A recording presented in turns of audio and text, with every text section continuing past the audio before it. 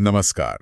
आज हम भगवत गीता के एक और अध्याय 17वें अध्याय में थोड़े गहराई से उतर रहे हैं। हाँ, श्रद्धा त्रयी विभाग योग। जी, श्रद्धात्रय विभाग योग। और हमारे पास जो जानकारी है वो YouTube चैनल इन वेदास के एक वीडियो ट्रांसक्रिप्ट से है। याद होगा पिछले अध्याय यानी 16वें अध्याय के अंत में कृष्ण ने शास्त्र विधि पर बहुत जोर दिया था। हाँ, कि कर्म शास्त्र के अनुसार ही होने चाहिए। बिल्कुल।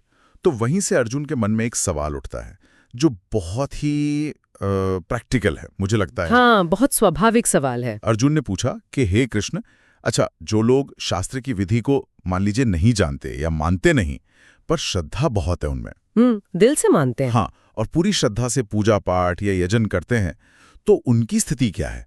मतलब वो श्रद्धा सात्विक है, राजसिक है या तामसिक?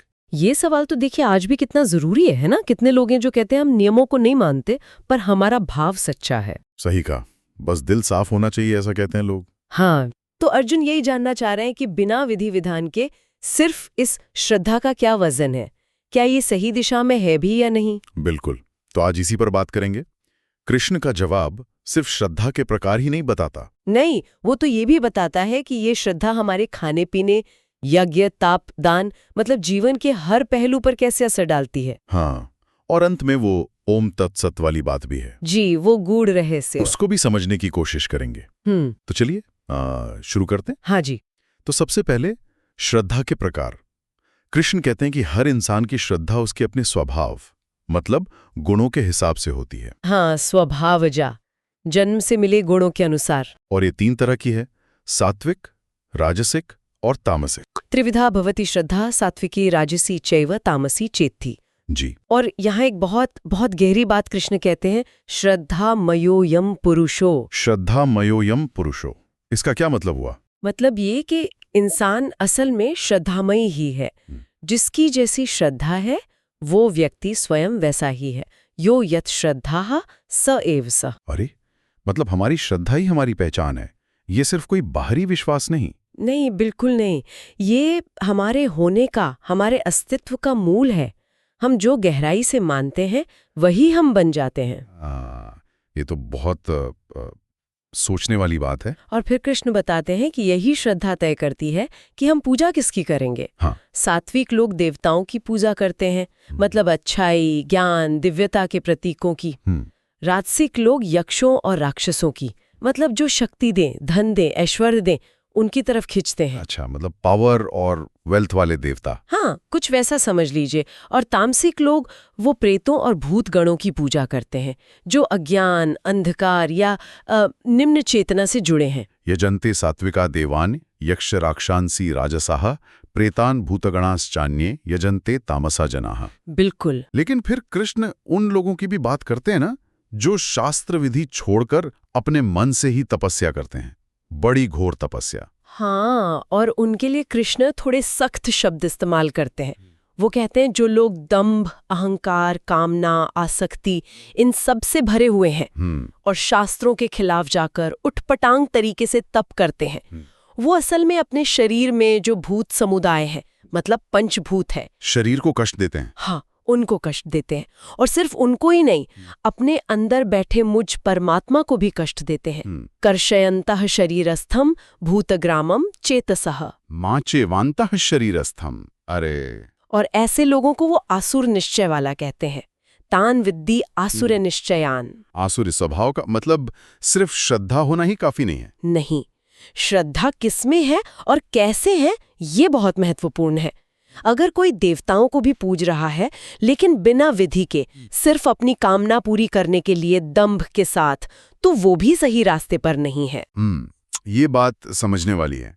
श्रद्धा की दिशा और उसकी क्वालिटी दोनों जरूरी हैं। अच्छा, अब ये जो गुण हैं, सत्व, रजस, तमस, ये हमारे भोजन पे कैसे असर डालते हैं? कृष्ण कहते हैं आहार भी 3 तरह का प्रिय होता है। हाँ, आहारस्त्वपि सर्वस्य त्रिविधो भवति प्रियः। और ये सिर्फ पसंद नापसंद की बात नहीं, ये हमारे स्वभाव का आईना है। आईना है? कैसे? देखिए, सात्विक भोजन कौन सा है? जो आयु बढ़ाए, सत्व बढ़ाए। सत्व मतलब मन की शुद्धि। हाँ, मन की शुद्धि, बुद्धि, बल, आरोग्य, सुख और प्रीति यानी प्रसन्नता, इन सबको बढ़ाने वाला। आयु सत्व बलारोग्य सुख प्रीति विवर्धनाः। जी। और कैसा हो? रस वाला हो, स्निग्ध हो मतलब चिकनाहट हो उसमें, जैसे घी। हाँ जैसे घी, स्थिर हो मतलब शरीर में टिके, पोषण दे, और हृद्य हो मतलब मन को अच्छा लगे, देखते ही खाने का मन करे। रस्याः स्निग्धाः स्थिराः हृद्या आहाराः सात्विक प्रियाः। मतलब ताजे फल, सब्जियां, दूध, अनाज, ऐसी चीजें। हाँ, जो प्राकृतिक हों, सुपाच्य हों, शरीर और मन दोनों को संतुलित करें। ठीक है। अब राजसिक भोजन, इसके नाम से ही लगता है कुछ तीखा चटपटा होगा। बिल्कुल, राजसिक भोजन होता है कड़वा, खट्टा, बहुत ज्यादा नमकीन, बहुत गरम, तीखा, रूखा और विदाही मतलब जलन पैदा करने वाला। कट्वम्लो लवणा दुष्ण तीक्ष्ण रूक्ष विदाहीना। बाप रे। हाँ, जैसे बहुत मिर्च मसाले वाला खाना, तला भुना या बहुत गरम चाय कॉफी, ये सब राजसिक लोगों को पसंद आता है। आहारा राजसश्रेष्ठा। लेकिन इनका नतीजा क्या होता है? दुख, शोक और रोग। दुख शोकामया प्रदाह। ये तो आजकल का जो फास्ट फूड कल्चर है उससे काफी मिलता जुलता है। उत्तेजना तो देता है, पर सेहत के लिए? बिल्कुल, वो तात्कालिक इंद्रिय सुख देता है लेकिन लंबे समय में नुकसान करता है। ये रजोगुण की निशानी है, बेचैनी, उत्तेजना की तलाश। सही कहा। और फिर आता है तामसिक भोजन। ये तो सबसे खराब हुआ फिर। हाँ जी, तामसिक भोजन कौन सा है? जो यात्याम हो। यात्याम मतलब जो पकाने के एक पहर यानी करीब 3 घंटे बाद का हो गया हो, या फिर गतरस हो जिसका रस सत्व निकल चुका हो। जैसे रखा हुआ खाना। हाँ। पूती हो मतलब जिसमें से दुर्गंध आती हो। हाँ। पर्युषित यानी बासी, उच्छिष्ट यानी जूठा, और अमेध्य मतलब अपवित्र। यातयामम गतरसम पूति पर्युषितम चयत उच्छिष्टमपि चमेध्यम भोजनम तामसे प्रियम। ये तो बहुत ही खराब है। बिल्कुल, ऐसा भोजन आलस्य लाता है, बुद्धि को जड़ करता है, अज्ञान बढ़ाता है। हाँ। तो कृष्ण यहाँ सिर्फ न्यूट्रिशन की बात नहीं कर रहे। नहीं, ये तो चेतना की बात हो रही है। हाँ, कि आपका भोजन आपकी चेतना के स्तर को दिखाता भी है और उसे प्रभावित भी करता है। आपकी थाली आपके मन का आईना है एक तरह से। वाह, थाली मन का आईना है, ये बहुत गहरी बात है। तो जैसे श्रद्धा और भोजन हमारे गुणों से जुड़े हैं, क्या यही बात यज्ञ, तप और दान पर भी लागू होती है? निश्चित रूप से। कृष्ण आगे यही समझाते हैं, यज्ञ, तप और दान ये भी 3 तरह के होते हैं। अच्छा, हाँ। पहले यज्ञ की बात करते हैं। हाँ। सात्विक यज्ञ कैसा होता है? सात्विक यज्ञ वो है जो शास्त्र की विधि से किया जाए, फल की कोई इच्छा न हो। अफलाकांक्षी भी। हाँ, अफलाकांक्षी हैं। और ये सोचकर किया जाए कि ये करना मेरा कर्तव्य है। यष्टव्यमेव इति, मन लगाकर ध्यान से। मतलब बिना किसी दिखावे या स्वार्थ के, बस जो सही है वो करना है। जी, यहाँ यज्ञ का मतलब सिर्फ हवन कुंड वाला यज्ञ ही नहीं, बल्कि कोई भी शुभ कर्म जो शास्त्र के अनुसार हो, परमात्मा के लिए हो। ज्ञान यज्ञ भी हो सकता है। ठीक है, तो फिर राजसिक यज्ञ, उसमें तो दिखावा और स्वार्थ होगा। बिल्कुल, जो यज्ञ फल की इच्छा रखकर किया जाए, जैसे मुझे स्वर्ग मिले या मेरी कोई खास इच्छा पूरी हो जाए, अभिसंधायतु फलम। या फिर सिर्फ दंभ के लिए, मतलब दिखावे के लिए, वाहवाही लूटने के लिए किया जाए, दंभार्थमपि चैवयत्, उसे राजसिक यज्ञ जानना चाहिए। अच्छा, मतलब नीयत बदल गई तो यज्ञ का प्रकार बदल गया। हाँ, बाहरी रूप शायद वैसा ही दिखे, पर अंदर की भावना अलग है। और तामसिक यज्ञ, वो कैसा होगा? वो तो एकदम ही, मतलब बिना किसी विधि विधान के, विधिहीनम, जिसमें अन्नदान न हो, असृष्टान्नम। अन्नदान क्यों जरूरी है यज्ञ में? ये शायद सृष्टि के प्रति, दूसरों के प्रति एक जिम्मेदारी, एक शेयरिंग का भाव दिखाता है। तामसिक यज्ञ में वो नहीं होता, उसमें मंत्र भी ठीक से नहीं पढ़े जाते या होते ही नहीं। मंत्रहीनम, दक्षिणा नहीं दी जाती, अदक्षिणम। और सबसे बड़ी बात, श्रद्धा ही नहीं होती। श्रद्धा विरहितम, बस एक रस्म निभा दी, बिना मन के, बिना विश्वास के, उसे तामसिक यज्ञ कहते हैं। कितना साफ तरीके से समझाया। अच्छा, अब तप पर आते हैं। तप का मतलब तो हम अक्सर समझते हैं शरीर को कष्ट देना, उपवास करना। हाँ, आम धारणा यही है, लेकिन कृष्ण तप को 3 स्तरों पर बताते हैं: शरीर का तप, वाणी का तप और मन का तप। 3 स्तर पर? हाँ। अच्छा, शारीरिक तप क्या है फिर? देखिए, कृष्ण कहते हैं शारीरिक तप है देवता, द्विज यानी ज्ञानी लोग, गुरु और प्राज्ञ यानी बुद्धिमान लोग, इनका पूजन करना। अच्छा, आदर करना। हाँ, आदर पूजन। फिर शौच यानी पवित्रता, शरीर और बाहर की। आर्जव यानी सरलता, कोई टेढ़ापन नहीं। ब्रह्मचर्य और अहिंसा, ये है शरीर का तप। देवद्विज गुरु प्राज्ञ पूजनम शौच आर्जवम ब्रह्मचर्यम अहिंसा च शारीरम तपोच्यते। इसमें कहीं शरीर को सुखाना या कष्ट देना तो नहीं लिखा? नहीं, इसमें शरीर को अनुशासित करना, पवित्र रखना और सही कामों में लगाना है। ये तो बहुत अलग परिभाषा है। और वाणी का तप? हाँ। क्या कम बोलना? कम बोलना एक हिस्सा हो सकता है, लेकिन मुख्य बात है ऐसा बोलना जो किसी को उद्वेग न दे, परेशान न करे। अनुद्वेगकरम वाक्यम, जो सत्य हो, प्रिय भी हो और हितकारी भी हो। सत्यम प्रिय हितम चयत। सत्य, प्रिय और हितकारी तीनों एक साथ? ये तो बहुत मुश्किल है। है तो मुश्किल, इसीलिए तो तप है। और इसके साथ ही स्वाध्याय, मतलब सत्य का ज्ञान कराने वाले ग्रंथों का रोज अध्ययन करना, अभ्यास करना। स्वाध्याय अभ्यासनम चैव, ये पूरा मिलाकर वाणी का तप है। वाङ्मयम तपो उच्यते, अपनी जुबान पर लगाम रखना और उसे सही दिशा देना। बिल्कुल। और तीसरा, मानसिक तप। ये तो सबसे अंदर की बात हुई। हाँ, और शायद सबसे महत्वपूर्ण भी। इसमें है मन की प्रसन्नता। मनः प्रसादः। मन की प्रसन्नता, ये तप कैसे हुआ? मतलब मन को शांत रखना, उसमें उथल पुथल ना होने देना। फिर सौम्यत्व यानी स्वभाव में शांति, नरमी, मौन। चुप रहना। यहाँ मौन का गहरा अर्थ है, सिर्फ जुबान से चुप नहीं, मन से भी चुप। मतलब व्यर्थ के विचारों को रोकना, मन को ईश्वर में या आत्मचिंतन में लगाना। अच्छा, मन का संयम। हाँ। फिर आत्मविनिग्रह यानी मन को पूरी तरह अपने वश में रखना। और भाव संशुद्धि, मतलब अंदर के भावों की, इरादों की पूरी पवित्रता, कोई मैल न हो मन में। मनः प्रसादः सौम्यत्वम मौनम आत्मविनिग्रह भावसंशुद्धिर इत्येतत् तपो मानसम उच्यते। ये तो पूरी पर्सनालिटी को बदलने वाला तप है ही। तो अब ये जो 3 तप हैं, शारीरिक, वाचिक, मानसिक, इनको भी सात्विक, राजसिक, तामसिक में बांटा गया है? हाँ, बिल्कुल। यहाँ भी वही सिद्धांत है, आपकी नीयत क्या है। अच्छा। जब ये तीनों तरह के तप परम श्रद्धा के साथ और बिना किसी फल की इच्छा के किए जाते हैं, अफलाकांक्षी भी, सिर्फ आत्म कल्याण के लिए या ईश्वर के लिए, तब वो सात्विक तप कहलाते हैं।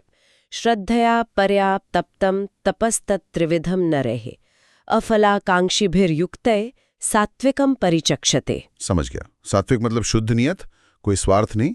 और अगर यही तप मान सम्मान पाने के लिए, पूजा करवाने के लिए या सिर्फ दिखावे के लिए किया जाए तो वो राजसिक तप बन जाता है। सत्कार मान पूजार्थम तपो दंभेन चैवयत। दंभ मतलब पाखंड। हाँ, पाखंड, दिखावा। ऐसा तप चल होता है, मतलब अस्थिर होता है, और अध्रुवम होता है, यानी उसका फल भी टिकने वाला नहीं होता, क्षणिक होता है। तदिह प्रोक्तम राजसम चलम अध्रुवम, मतलब बाहरी प्रशंसा मिल सकती है पर अंदर कुछ नहीं बदलता। सही। और तामसिक तप, ये तो नाम से ही बुरा लग रहा है। हाँ, जो तप मूढ़ता से, जिद में आकर किया जाए, मूढ़ ग्राहेण, अपने आप को ही पीड़ा देकर किया जाए। आत्मनो यत पीड़या क्रियते तपः, जैसे हठयोगी करते हैं कभी कभी। हाँ, मतलब बिना विवेक के सिर्फ हठ से शरीर को कष्ट देना, या फिर और भी बुरा, किसी दूसरे का नुकसान करने के इरादे से किया जाए। परस्योत्साधनार्थम वा, किसी का बुरा करने के लिए तप। जी हाँ, कृष्ण कहते हैं ऐसा तप तामसिक है। तत्तामसमुदारतम, ये पूरी तरह अज्ञान और द्वेष से भरा है। कितनी कितनी बारीकियां हैं हमारे कर्मों के पीछे। अच्छा, अब आखिर में दान की बात। इसके भी 3 प्रकार हैं। हाँ जी, दान के भी 3 प्रकार, सात्विक, राजसिक, तामसिक। तो सात्विक दान क्या है? सात्विक दान वो है जो ये सोचकर दिया जाए कि दान देना मेरा कर्तव्य है, दातव्यमिति। और किसको दिया जाए? सही जगह पर, देशे, सही समय पर, काले, और योग्य व्यक्ति को, पात्रेच। योग्य व्यक्ति मतलब जिसे सच में जरूरत हो और जो उसका सदुपयोग करें। और सबसे जरूरी बात, अनुपकारी ने, मतलब ऐसे व्यक्ति को देना जिससे बदले में किसी उपकार की उम्मीद ना हो, बिना किसी एक्सपेक्टेशन के। बिल्कुल, बस देने के भाव से देना, वो सात्विक दान है। तद्दानम सात्विकम स्मृतम। ये तो बहुत ऊंचा आदर्श है। अच्छा, और राजसिक दान? उसमें जरूर कुछ उम्मीद छिपी होगी। हाँ, जो दान या तो क्लेशपूर्वक दिया जाए, परिक्लिष्टम मतलब बेमन से, बोझ समझकर, जैसे कोई मांग रहा है तो देना पड़ रहा है। हाँ, या फिर प्रत्युपकार के लिए दिया जाए, प्रत्युपकारार्थम, कि आज मैं इसे दे रहा हूं, कल ये मेरे काम आएगा। अच्छा, इन्वेस्टमेंट जैसा? कुछ वैसा ही। या फिर फल की इच्छा से दिया जाए, फलोमुद्दिश्य वा पुनः, कि मुझे पुण्य मिलेगा, मेरा नाम होगा, स्वर्ग मिलेगा वगैरह। ऐसा दान राजसिक कहलाता है। तद्दानम राजसम स्मृतम। हम अक्सर सोचते हैं कि दान तो दान है, अच्छा ही है, पर यहाँ तो नियत ही सब कुछ बदल रही है। बिल्कुल, नियत ही कर्म का गुण तय करती है। और तामसिक दान, वो कैसा होगा? तामसिक दान वो है जो बिना आदर सत्कार के दिया जाए, असत्कृतम, तिरस्कार के साथ दिया जाए, अव्यागतम। मतलब दे भी रहे हैं और बेइज्जती भी कर रहे हैं। हाँ, और गलत जगह, गलत समय पर दिया जाए, आदेश काले, और सबसे बड़ी बात, कुपात्र को दिया जाए, अपात्रेभ्यश्च दीयते। कुपात्र मतलब जो उस दान का हकदार नहीं है या जो उसका दुरुपयोग करेगा, ऐसे दिया गया दान तामसिक कहा गया है। ततस तत्मुदाहृतम। ये दान देने वाले के अज्ञान और अहंकार को दिखाता है, करुणा को नहीं। ये सब समझने के बाद तो लगता है कि हमें अपने हर काम को, चाहे वो खाना हो, यज्ञ हो, तप हो या दान, उसे जांचना चाहिए कि उसके पीछे भाव क्या है। बिल्कुल, आत्मनिरीक्षण बहुत जरूरी है। अब अध्याय के अंत में कृष्ण ओम तत्सत की बात करते हैं। ये क्या है? इसका क्या रहस्य है? ओम तत्सदिति निर्देशो ब्रह्मणस्त्रिविध स्मृता। हाँ, ये 3 शब्द जो हैं, ओम, तत्, सत, ये ब्रह्म यानी परम तत्व, परमात्मा के 3 तरह के नाम या निर्देश माने गए हैं। नाम है ये। हाँ, सांकेतिक नाम या निर्देश कह सकते हैं। और कहा गया है कि सृष्टि के शुरू में इन्हीं से ब्राह्मणों यानी ब्रह्मज्ञानियों, वेदों और यज्ञों की रचना हुई। ब्राह्मणास्ते न वेदाश्च यज्ञाश्च विहिताः पुरा। अच्छा, तो इनका प्रयोग कैसे होता है? पहले ओम का बताइए।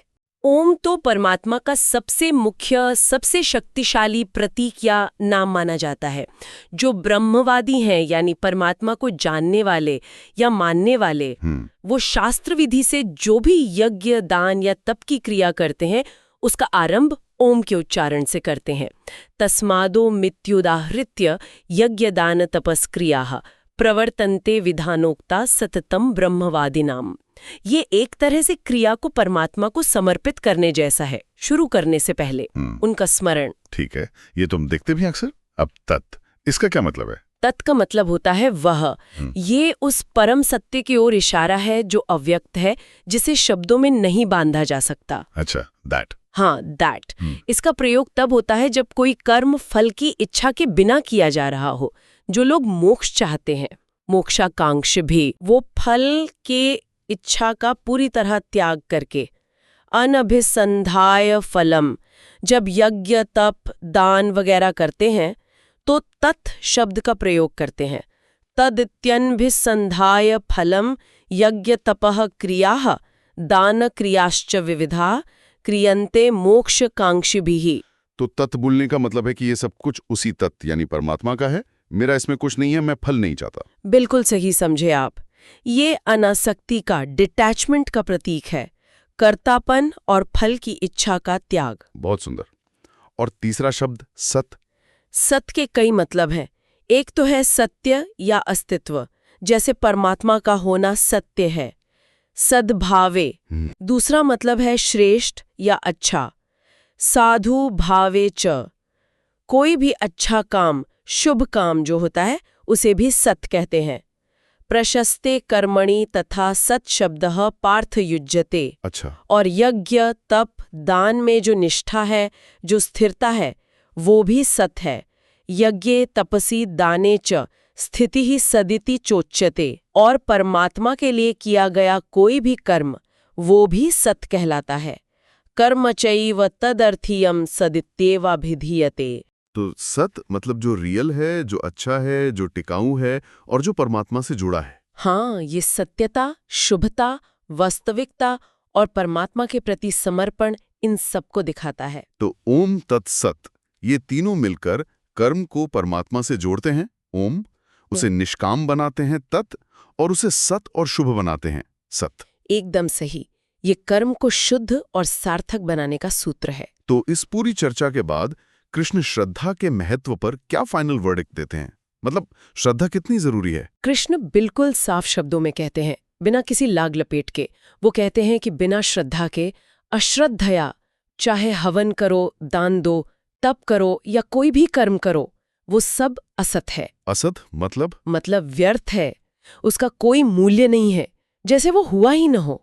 असदित्युच्यते पार्थ। अरे, और ऐसा कर्म न इस लोक में कोई फायदा देता है, न मरने के बाद परलोक में, न च तत्प्रेत्य नोइह। यानी श्रद्धा के बिना सब जीरो है। हाँ, इसलिए कर्म की विधि जानना जरूरी है, जैसा 16वें अध्याय में कहा था।